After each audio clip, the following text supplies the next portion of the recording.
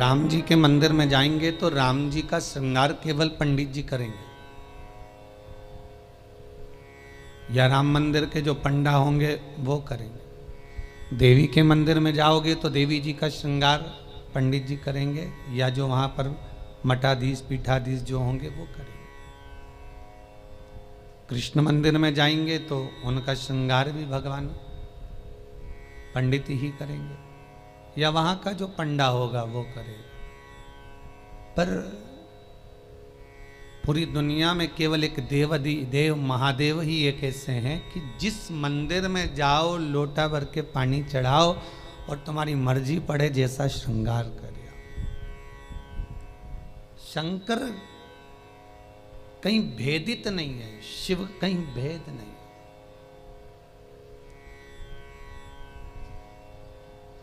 और बड़ी एकाग्रता, बड़ा चिंतन, बड़ा मनन शिव का हो।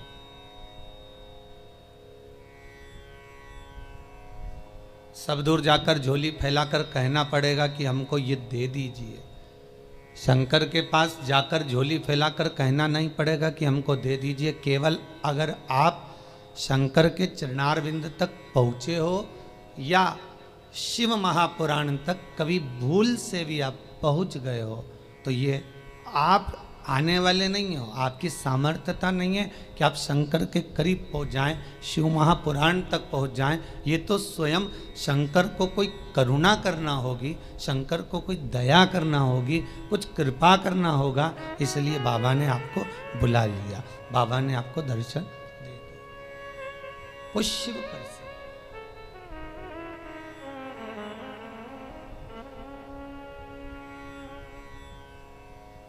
शंकर के दरवाजे पर जाकर अब कुछ मांगना भी मत, वो तो खुद दे देगा। बस जाकर बोल देना कि बाबा ऐसी बात है।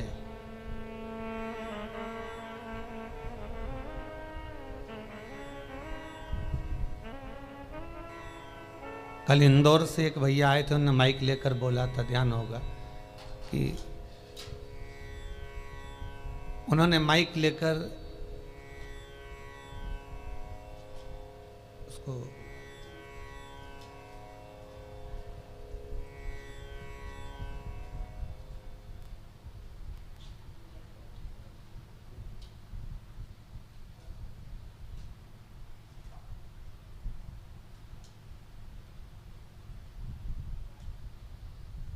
माइक लेकर बोला था कि भाई बाबा छोटा सा बालक है, आईसीयू में पड़ा हुआ था,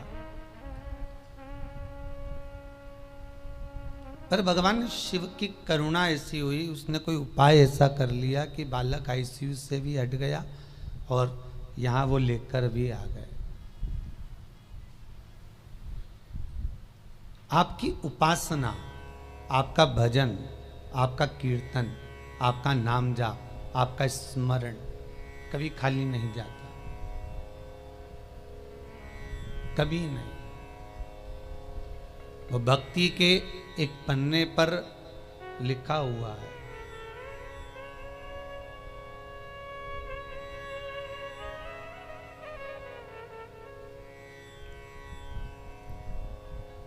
देवराज नामक का ब्राह्मण शिव महापुराण की कथा कहती है। 24,000 श्लोक इस शिव पुराण में है, 12 खंड हैं, 7 संहिता हैं।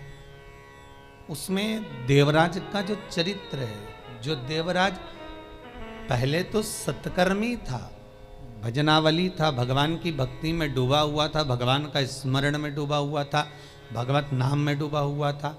पर वही देवराज भगवत कर्म से वंचित हो गया केवल संगत के कारण। निवेदन है, ताली, थाली और प्याली, ये 3 मित्र मनुष्य को बर्बाद कर देते हैं।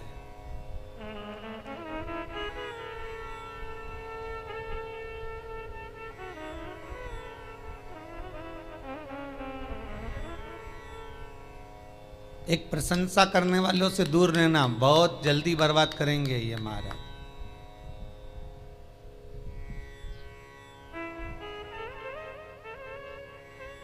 बहुत जल्दी हरा सकते हैं आपको। फिर थाली मित्र होटल में खिलाने वालों से सावधान रहना, पहले अपना पैसा खर्च करके तुम्हें खिलाएंगे, फिर पूरा चूना तुमको लगा जाएंगे। तीसरा है प्याली मित्र। मित्र को पीना याद नहीं, अपने पैसे से पीना सिखाएंगे, फिर उसके पैसे से पूरी जिंदगी पिएंगे।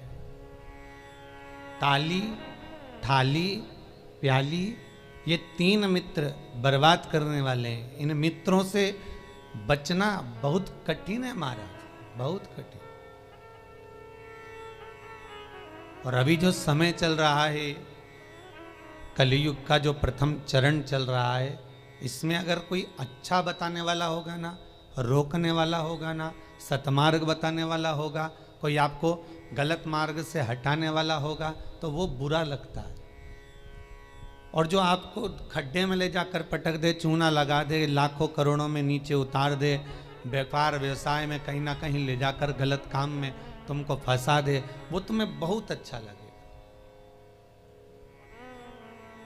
ये कलयुग का जो फेर है, कलयुग का जो क्रम है, वो ये निश्चित कर देता है कि आपको सतमार्गी ठीक नहीं लगेगा।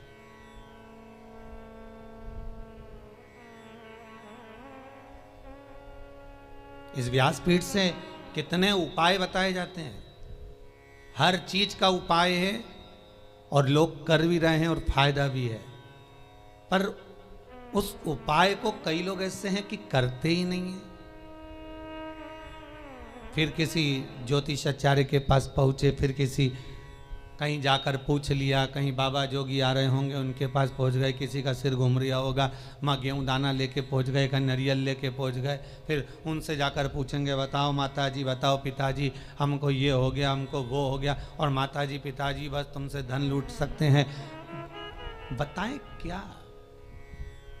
जो शिव है नजदीक में, जो शंकर है करीब में, जो शिव विराजमान है तुम्हारे भीतर, स्वयं जिसकी आराधना राम कर रहे हैं, जिसकी आराधना कृष्ण कर रहे हैं, जिसकी आराधना देवी कर रही है, दत्त कर रहे हैं, और सारे मंडल, नवग्रह, 16 मातृका, पंचलोकपाल, जितने भी देव हैं, 33 कोटि देवता जिसकी आराधना कर रहे हैं, वो शंकर की आराधना करने में अपना क्या जाता है?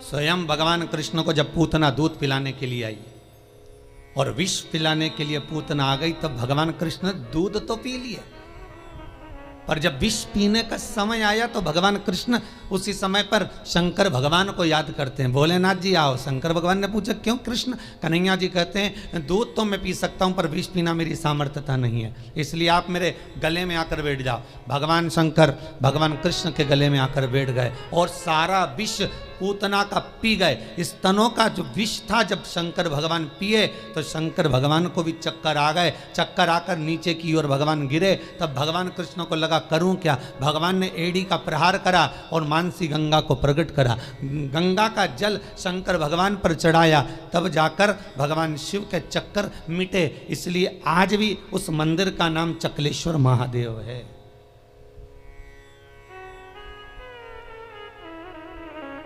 गोवर्धन नाथ जी की परिक्रमा में पड़ता है चकलेश्वर महादेव। भगवान को स्वयं चक्कर आ गए। इतना विषैला विष, इतना प्रबल विष शिव धारण करे तो क्या? कृष्ण, राम, दत्त जितने भी हैं सब भगवान शंकर से ही ले सकते हैं, शिव से।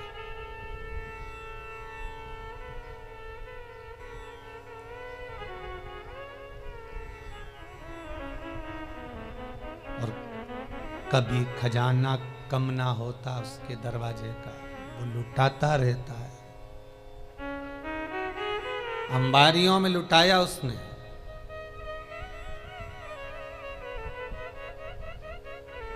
जब विदर्भ राज भीष्मक की कन्या रुक्मणी ने भगवान कृष्ण को वर्ण किया, तब भगवान कृष्ण स्वयं ब्राह्मण से कहते हैं कि रुक्मणी जी से जाकर कह दो कि तू जगदम्बा के मंदिर पर पहुंच जा, मैं तुझे लेने के लिए पहुंच जाऊंगा।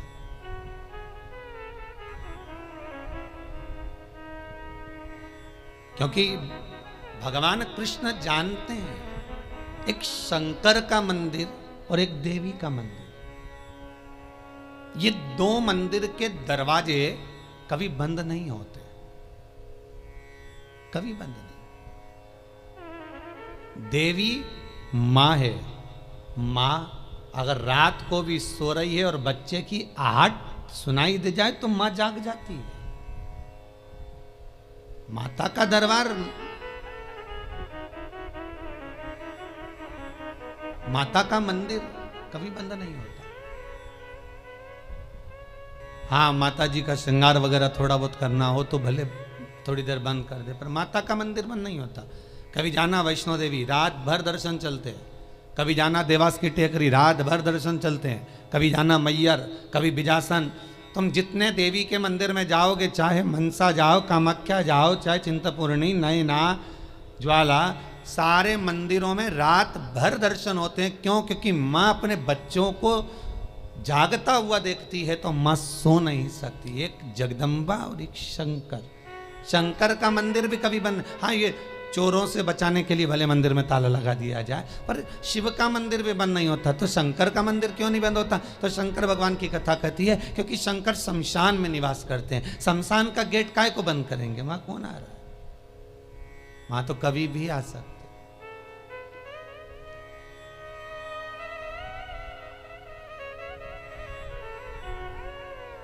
शिव भस्मीधारी, शिव त्रिपुंडधारी, त्रिकालदर्शी, उसका भी दरवाजा बंद नहीं होता। कोई शंकर से पूछे कि तुम कितनी बजे सोते हो? भगवान शंकर से कोई पूछ ले या माता रानी जगदम्बा भवानी से कोई पूछ ले, तुम सोते कब हो?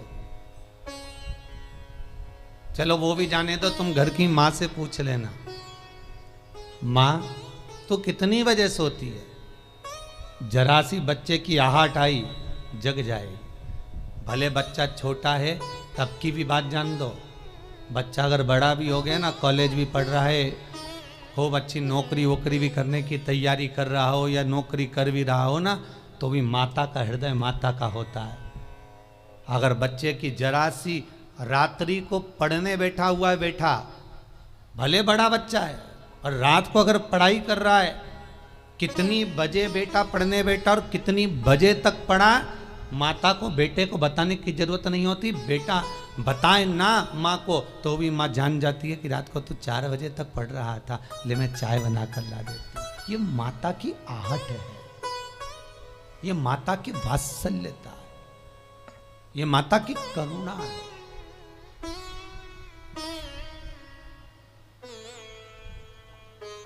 और बेटे का यदि मुख उतरा हुआ हो तो माँ जान जाती है कि आज कोई बात है, पूछेगी क्या हुआ, कुछ नहीं, कुछ तो है।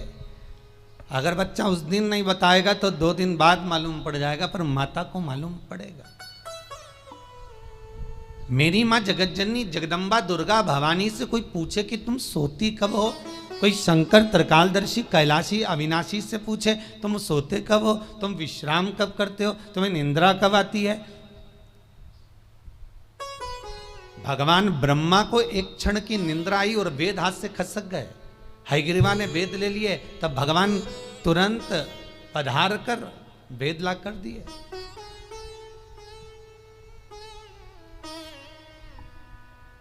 भगवान विष्णु 4 महीने के लिए सोते हैं। देव सोनी एकादशी पे सो गए, अब देव उठनी आएगी ना कार्तिक में, तब बढ़िया चकाचक उठेंगे। दत्त भगवान भी सोते हैं।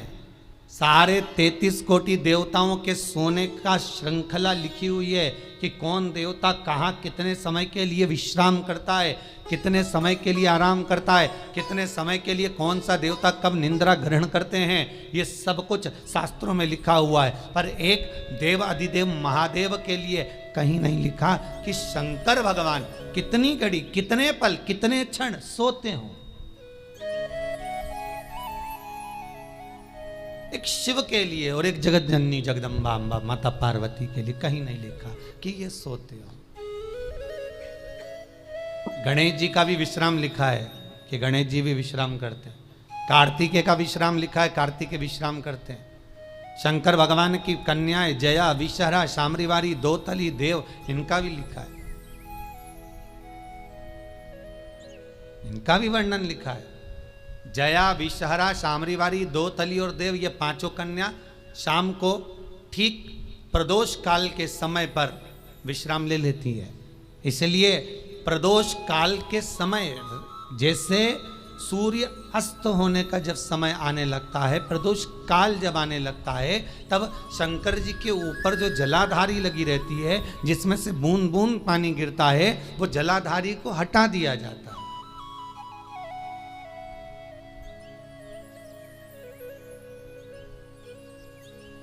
पर भारत की भूमि पर 4 मंदिर ऐसे हैं जहां पर जलाधारी नहीं हटती है, जहां पर निरंतर जलाधारी में से जल गिरता है, निरंतर।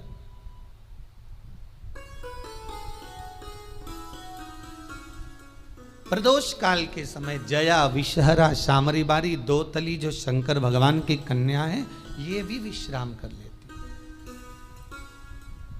अशोक सुंदरी, शिव की पुत्री, ये भी विश्राम कर लेती है। पर अगर विश्राम नहीं करते तो शिव, किसी ने पूछा सारी दुनिया आराम करती है, आप विश्राम करते हो, क्या मतलब है ये? शंकर भगवान कहते हैं मेरे कंठ पर भरा है विष, दिन भर लेता हूं राम का नाम, दोनों को मिला दो तो हो गया विश्राम। शिव विश्राम भी कर रहे हैं तो वो वाला विश्राम नहीं कि कहीं पलंग पर, कहीं सैया पर, कहीं जाकर सो गए, आराम कर लिया, या तकिया लगाकर सो गए। भगवान राम का दर्शन करोगे तो सोते हुए दर्शन मिल जाएगा, कृष्ण का करोगे तो सो रहे हैं, रुक्मणी जी चरण दबारी, श्री जी बाबा का करोगे तो ठाकुर जी सो रहे हैं, श्रीमद वल्लभाचार्य जी चादर उड़ा रहे हैं, सारे देवताओं का दर्शन करोगे आपको तो मिल जाएगा। पर शंकर का सोता हुआ फोटो कहीं मिल जाए आपको कि वो विश्राम कर रहे हैं और कोई उनके चरण दबा रहा हो या कोई उनका चरण डोला रहा हो, तो वो बहुत कठिन।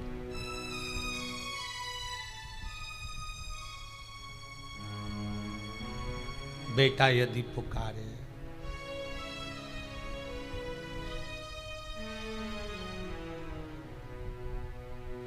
एक वो पहले एक भजन चलता था, वो बेटा जो पुकारे माँ को आना चाहिए, ऐसा कुछ था उसमें। बेटा जो बुलाए माँ को आना चाहिए।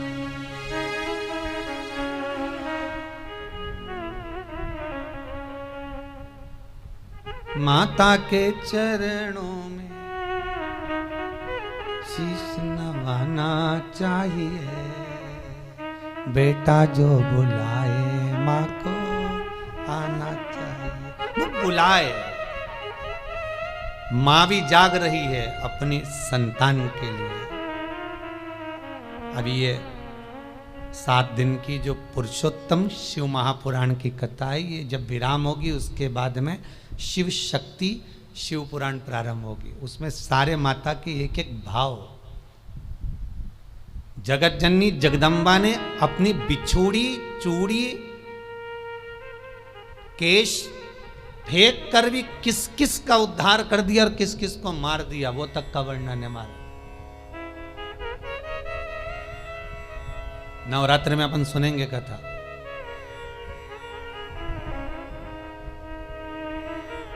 विश्रामता नहीं है भगवान की। एक बार शंकर भगवान माता पार्वती को लेकर पहुंच गए सुंदर आनंद में, अमर गुफा में।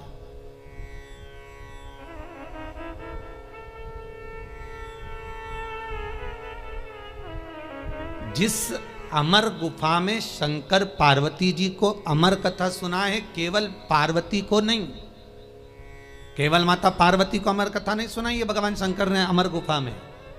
भगवान के साथ में पार्वती के जितने अवतार हुए, कमला बनी, तारा बनी, धूमा बनी, बगला बनी, मातंगी बनी, मनसा बनी, नैना बनी, चिंतपूर्णी, ब्रह्मचारिणी, कुष्मांडा, कल्याणी, जितने भगवान के अवतार हुए। शंकर जी की शादी कितने बार हुई है? 51 बार। और ये पार्वती के साथ में 52वें नंबर की शादी है।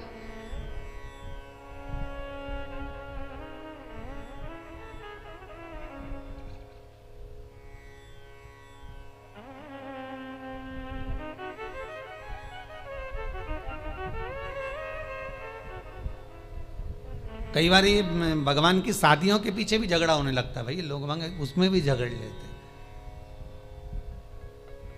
एक गांव में एक पंडित जी कथा करने आए, उन्होंने सुंदर महाभारत सुना दी, सुनाई तो उसमें सब अच्छा अच्छा सुना दिया, द्रौपदी का चरित्र भी कह दिया, 5 पति थे, ऐसा था वैसा था। इतने में पंडित जी जाने लगे कि आज महाभारत समापन हो गई, चलो सब दूर से दक्षिणा इकट्ठी कर लाऊं, जजमान के घर जाऊं। पटेल साहब क्या गए, पटेल साहब राम राम। पटेल साहब बोले सीताराम जी। आओ पंडित जी बैठो। अब पंडित जी तो बैठ गए, खटिया लगा दी, पटलन गोबर से लीप रही थी, पटेल साहब बैठे थे, हुक्का धुन रहे थे। हुक्का धुनते धुनते बोले, पंडित जी तुमने कई कथा सुनाई महाराज, हमारा मन चोखा कर दिया, हमारा मन चोखा कर दिया, पर जय कथा तुम पहले सुना देते ना, तुम्हारी जिंदगी संवर जाती। तो पंडित जी ने हाथ जोड़ के कहा, पटेल साहब ऐसा क्या कथा में से ले लिया तुमने? अरे पंडित जी, जैसे वो युधिष्ठिर, अर्जुन, नकुल, सहदेव, भीम सब जुआ खेल रहे थे, ने हार गए, उनके पास हारने का कुछ नहीं था, तो उन्होंने अपनी पत्नी के लगा दिया। मैं भी एक बार हार रहा था, मेरे को क्या मालूम था, ने पटलन के लगा दिया था।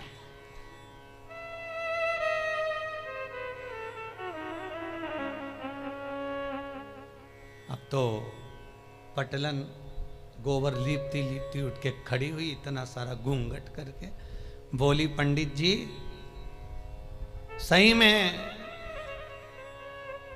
इतनी चोखी कथा सुनाई तुमने पंडित जी, जिसका वर्णन नहीं है, पर जय कथा तुम पहले कह देते नहीं, तुम्हारी जिंदगी संवर जाती।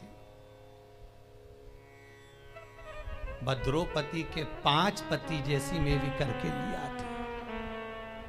अब तो पंडित जी ने तो झोला बिस्तर सब बंद करके जाने लगे, दक्षिणा जाए चूल्हा, अपन तो चलो, यह तो दंगा महाभारत चालू हो गया। तो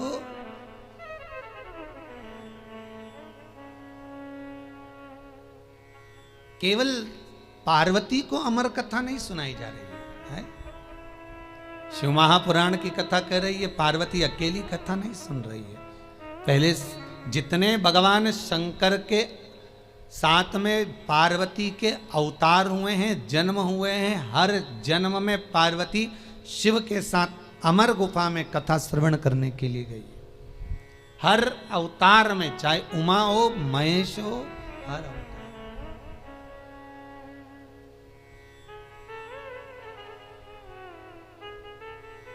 और निवेदन करूं आपसे, जितने लोग ऑनलाइन कथा को श्रवण कर रहे हैं, यूट्यूब फेसबुक पर सुन रहे हैं, उन सभी को निवेदन करूंगा, आप पुरुषोत्तम शिव महापुराण का 4th भाग श्रवण कर रहे हो। ये 4th भाग का पहला दिन है।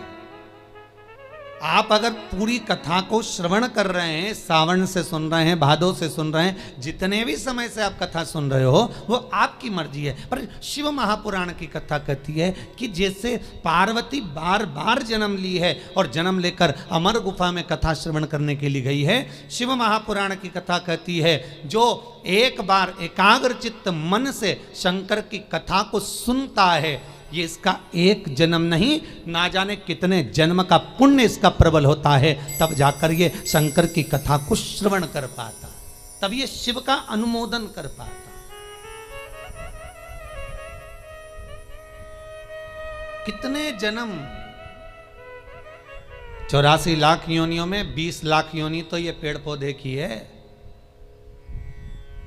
कभी गुलाब का पौधा, कभी गेंदा का फूल, कभी गोभी का पौधा, कभी कद्दू का, कभी लौकी का, कभी भिंडी का, कभी दूबा, कभी घास, कभी खाकरा, कभी आम, कभी आंवला। इसका भी क्रम समझ लेना। छोटे से छोटे नल्ली के पास में बने हुए कीट से लेकर आंवले का वृक्ष, बड़ का वृक्ष, पीपल का वृक्ष, जब तक पहुंचते हैं समझ लो कई योनियां तो हमने काट चुके हैं। ये आंवले का पौधा देखो, कहीं तुलसी का पौधा देखो, कहीं बड़ का पौधा देखो, तो समझ लेना इनकी 20 लाख योनियों में से कम 18 लाख योनि ये काट लिए, तब जाकर ये पीपल और बड़ और आंवला बने।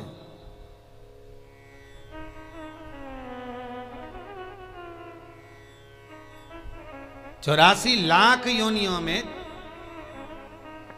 40 लाख योनियां तो यही निकल गई पेड़ पौधा में बची हैं। तो ये सब कीट पतंगा मच्छर कीट ये सब।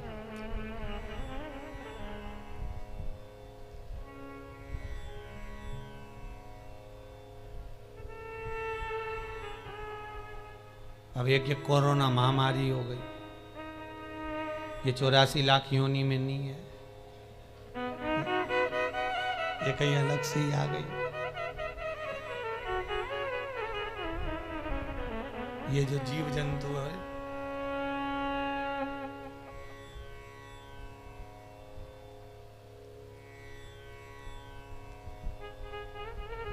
आज एक माता जी आई थी चौरसिया परिवार की, वो कह रही थी गुरुजी हमारी बहन मर गई पर हम जा ही नहीं सके। मैंने कहा अच्छा हुआ नहीं गई, नहीं तो तू भी चली जाती। कहा जाए अरे गुरुजी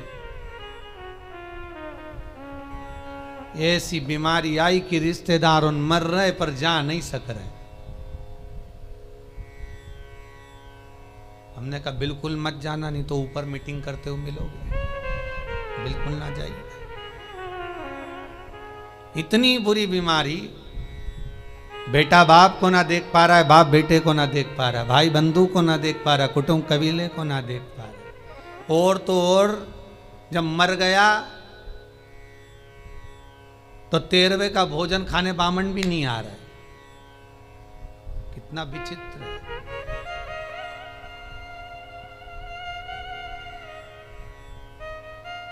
सोचा 12वें का भोजन करा दे, ब्राह्मणों को बुला ले, ब्राह्मणों ने पूछ ले भैया ये बताओ कैसे निपटा, तो के कोरोना में, तो के भैया रहने दे तू तो दादा छोड़। बड़ी विचित्र बीमारी।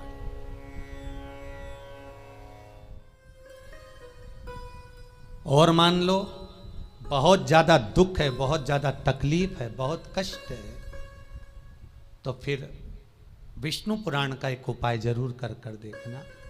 महाराज विष्णु पुराण में स्पष्ट कहा है कि कार्तिक का प्रथम दिन किसी नदी में स्नान कर कर, तालाब में स्नान कर कर, नदी तालाब नहीं हो तो घर में ही स्नान कर कर, घर के